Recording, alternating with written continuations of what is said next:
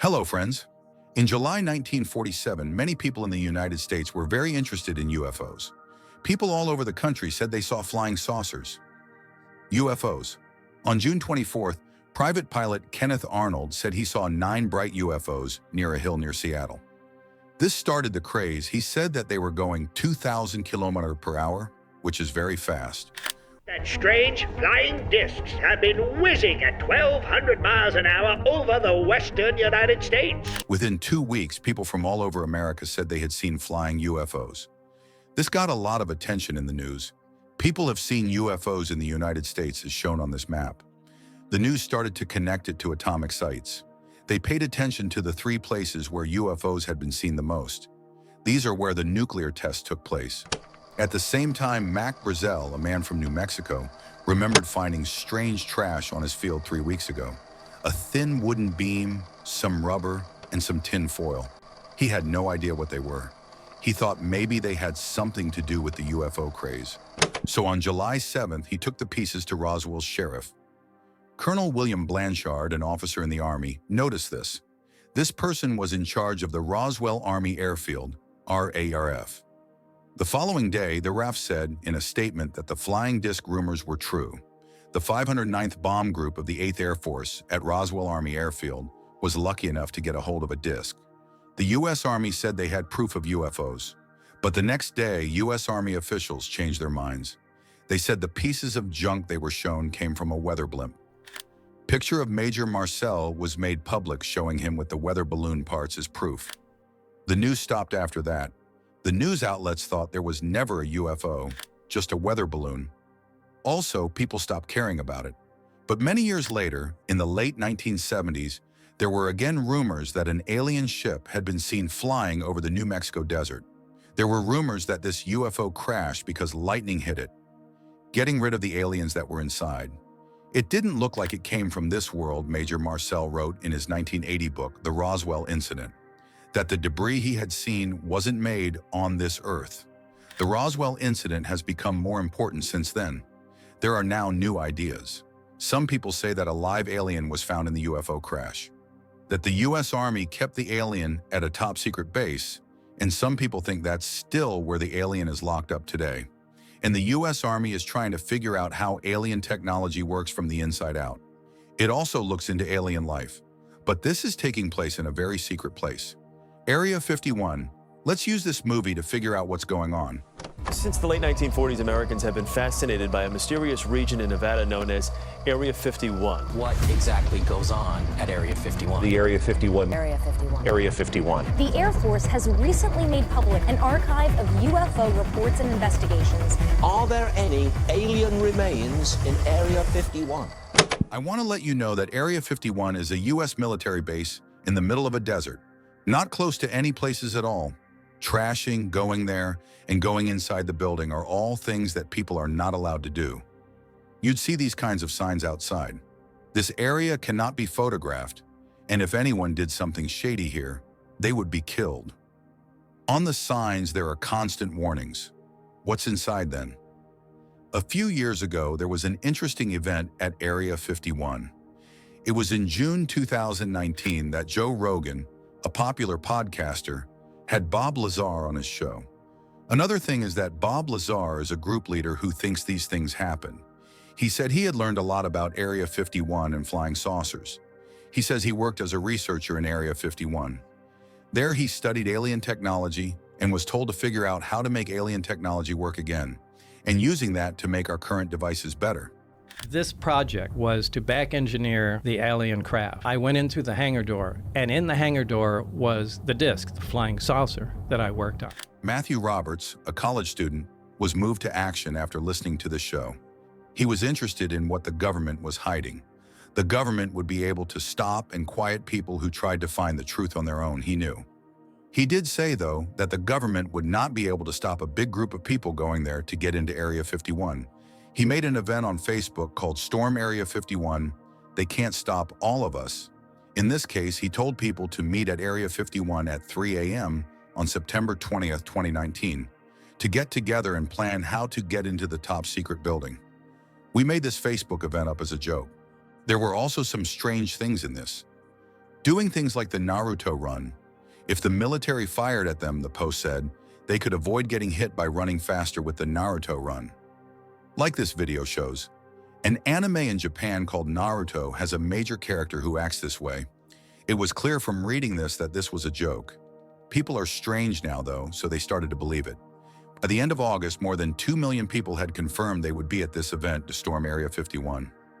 Matthew Roberts was scared when he saw how popular his joke event was. What started as a joke on Facebook now has reached millions of people, and it's turning into an alien enthusiast festival. And I just created a joke while I was playing video games, man, and it's taken off to this like absolutely wild monster. So the FBI agents that showed up, they showed up at 10 a.m. So because I was kind of scared at this point. Then he put out a statement that said, "Hello, U.S. government." He made it clear that he wasn't responsible. It wasn't easy for the 2 million people who wanted to come to Area 51, because to storm Area 51, one has to first get to Area 51. And as I told you, this area is in the middle of a desert, and there's nothing else for a long way. There is only one small village in this desert, Rachel. It has 54 people living in it as of 2019, not 54,000 or 5,400. This is because Area 51 is on the Nevada Test and Training Ranger, which is the largest government-controlled land in the United States and covers more than 12,000 km². Across the street from this building is the Nevada Test Site, a restricted military facility where nuclear weapons were tested by the United States from the 1950s to the 1990s. Obviously, if nuclear weapons are being tested somewhere where they could go off, it is important to make this a restricted site. Before we go any further, it's important to understand the history of Area 51. And in history, there was the Cold War. But so many events in recent history around the world are connected to the Cold War. Area 51 was created during the Cold War, when the US and the USSR were competing with each other. Paranoia was growing about communist infiltration of unions, the entertainment industry, and the military and government itself. It was meant to be a place where aircraft could be tested and developed. This is why in the 1950s, the most important spy planes in US history were tested there. Since such important military weapons were being tested here, it was obviously kept secret. From the start, not much was known about this area. In 1954, President Dwight D. Eisenhower asked for a secret location where they could start a high-altitude reconnaissance program. The story of top-secret reconnaissance aircraft really begins midway in the 20th century, in the darkest days of the Cold War. 2 CIA officers were given the job of finding a place where they could do the tests. The goal was to build spy planes that could be useful against the Soviet Union's nuclear weapons. Annie Jacobsen writes in her book, Area 51, An Uncensored History of America's Top-Secret Military Base, that she found a secret base in Nevada in the middle of a dried-up lake bed. It was a vast, dry lake bed known as Groom Lake. Today, it's known by another name, Area 51. This was already a classified area where the government was testing nuclear weapons. In Area 51, spy planes were being made.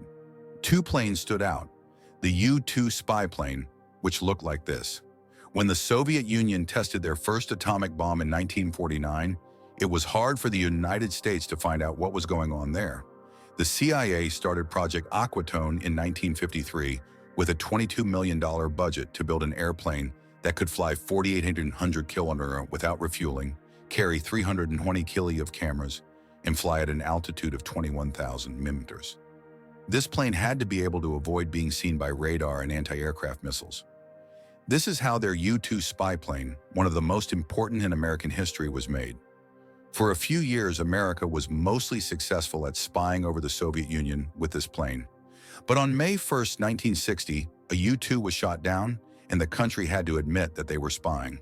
CIA pilot Francis Gary Powers was shot out of the sky in his U-2, his aircraft destroyed. Years of hard-won secrecy for the U.S. intelligence community were wiped out in a moment. But the government put pressure on the military to make a plane that could not be shot down, fly faster, and be more secret. There was a lot of secrecy around the Lockheed SR-71 Blackbird, which is still the fastest plane in the world. It can fly at an incredible 24,000 meters above the ground and reach a top speed of 3,400 km/h. This makes it impossible for any plane to shoot it down. This was especially important during the Cold War between the US and the USSR. So how did they test the plane without telling anyone? The CIA used UFOs. The UFO conspiracy theory. The CIA didn't deny the claims or reveal the truth about the strange, fast-moving, unidentified objects in the sky. Were they alien flying saucers? This worked out well for the CIA to keep this program a secret. They let people think that they were alien flying saucers so that no one would find out that they were actually U.S. military aircraft. This is said to be why the flying saucer theory from the Roswell incident was allowed to run for a day in the media and newspapers. But at the same time, the CIA knew that if the government admitted that aliens existed and that they were conducting experiments on aliens, there would be a huge uproar in the country. So the next day, they put out a statement saying it was just a weather balloon. At the beginning of this video, I talked about how rumors of UFOs came back in the 1970s because the Blackbird SR-71 aircraft were being tested at the time. The SR-71 roared skyward with maximum afterburner thrust. A legendary pilot was taking the first ever flight in a legendary airplane. What were the real facts?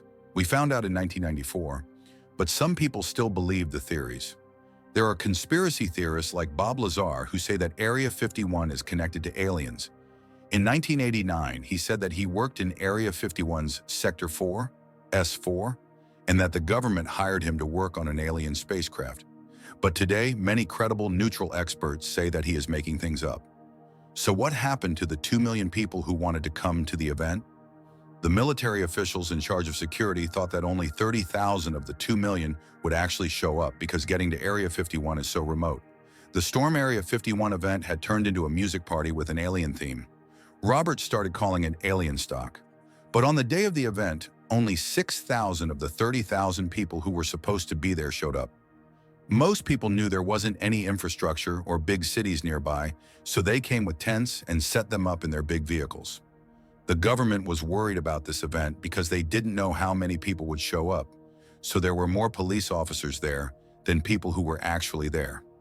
Luckily, it was a peaceful event. People had fun, partied, and no one tried to get into Area 51. No property was damaged, but the sheriff of the area says that calling in so many police officers cost about $300,000. Now, let's look at the Roswell incident and how it was explained. The military said the debris was from a weather balloon. Friends, in 1994, the U.S. Air Force revealed that it was a nuclear surveillance balloon, a spy device created as part of Project Mogul. This way, when the Soviet Union tested its nuclear weapons, they could pick up sound waves from a long way away by using the balloons. Another reason these conspiracy theories kept going around is that the government kept making false claims. So when they made another claim in 1994, people didn't trust it as much. For this reason, even after the explanation, the conspiracy theories kept going around. But the truth is that most airplanes, including passenger planes, fly between $10,000 and $20,000. But military planes like the U-1 and SR-71 flew at $12,000 and even $18,000. The SR-71's highest altitude was $26,000, and it was usually tested right before sunset. So friends, think about this. When these strange-looking planes were flying at such a high altitude, the sun's rays would shine on them, making it look like they were flying. People would think they were UFOs because they were moving so fast. This is what happens in most UFO sightings. People think that military drones, decoy flares, or any other unknown military air infrastructure are UFOs. UFO stands for Unidentified Flying Objects, which doesn't mean aliens. Unidentified can mean any unknown object. Since these spy planes were tested in and around Area 51, it's easy to see how Area 51 became linked to aliens. The U.S. Air Force Project Blue Book looked into several UFO sightings. They recorded the times people said they saw UFOs and compared them with their flight records. There were a lot of UFO reports in the late 1950s and early 1960s, but most of them were thrown out because of this. For example, conspiracy theorist Bob Lazar said he was hired by the government to look into alien technology, but it turned out that he had a fake degree from MIT. He says that he couldn't officially enroll because he was doing secret government research at MIT, so there are no records of it. But he still says he studied at MIT. It's like me saying I was working undercover for the government, doing research at IIT, so you won't find my record with IIT. because there aren't any official records. Get it? Bob Lazar said that the alien spacecraft was powered by element 115, which would allow it to create its own field of gravity. Element 115 is a super heavy element, but it's a unique element. When it's exposed to radiation, it produces its own gravitational field, its own anti-gravitational field, and it's what's used to lift and propel the craft and create distortions around it. But in 2003, Russian scientists actually made this element and named it Moscovium. It doesn't make any field of gravity. In June 2013, the CIA acknowledged the Area 51 base and released secret information about its history under the Freedom of Information Act. Yes, we do have that law in the United States. In 2005, this request was made, and in 2013, the CIA released the information. Released CIA documents officially acknowledge the site for the first time. But if you're looking to gain insight into aliens or spaceships, you might be disappointed. In this release, we learn the exact location of Area 51. This map shows that it is in the middle of the Mojave Desert in the state of Nevada. In January 2017, 13 million pages of declassified documents were made public online by the CIA. These documents contain records of UFO sightings and CIA experiments. In January 2021, the CIA released thousands of documents on UFOs again. Through the 1950s, UFO sightings become the convenient cover-up for U-2 flights. But on May 1st, 1960, America's top-secret spying mission is blown when the USSR downs a high-flying U-2. This time, the agency says that all of their records on UFOs are now available to the public. Some reports were quite interesting. A strange explosion was seen over a Russian city, and an unidentified flying object was seen over Baku, the capital of Azerbaijan. The US government no longer calls these things UFOs because the word is so strongly linked to aliens. Instead, they call them UAPs, which stand for Unidentified Aerial Phenomena. The US government finally released the COVID stimulus in December 2020. At the same time, they told the National Intelligence and the Secretary of Defense to share all of their records on UAPs with the public. This means that conspiracy theorists have no more arguments because the US government wants to share the information it has on UFOs and UAPs. In April 2020, the US Pentagon released 3 videos. The department confirmed that the videos that were leaked in 2007 and 2017 were real. In August 2020, the Defense Department set up a UAP task force to find, analyze, and record any UAPs that are seen because they could be a threat to US national security. Since you already know, we don't know about all the UFOs that have been seen. In the last 5 to 10 years, US pilots have seen several UFOs. The only difference is that they don't say that the UFOs were built by aliens or come from other planets. Instead, they say that they are part of a highly secret program that a government agency in some country is working on. There were a lot of different data sets that came in that we looked at, tried to figure out what they were. There were some that turned out to be weather balloons, for example. In fact, there were several, but there were many that there is not enough data and censored data. When we had a lot of censored data on some of them, that we couldn't determine what they are. For example, Area 51 is still used to test new aircraft. Today, Area 51 is a big deal, not just in the United States, but all over the world. It's also a good source of tourism for the American state of Nevada, which changed the name of the highway to the Extraterrestrial Highway in 1996 because they thought that people would want to visit because they believed in the conspiracy theory. But no matter how close you get, don't try to enter Area 51. If you try to trespass, you will be arrested. For example, a Dutch YouTuber named Thijs Granzier tried to trespass and was jailed for 3 days. And identified themselves as YouTubers who acknowledged they saw the no trespassing signs at the Mercury Highway entrance, but went in anyway. They have been charged with trespassing. I hope you enjoyed this video. If you did, you can watch more videos like this one about mystery space. See you in the next video. Thank you very much.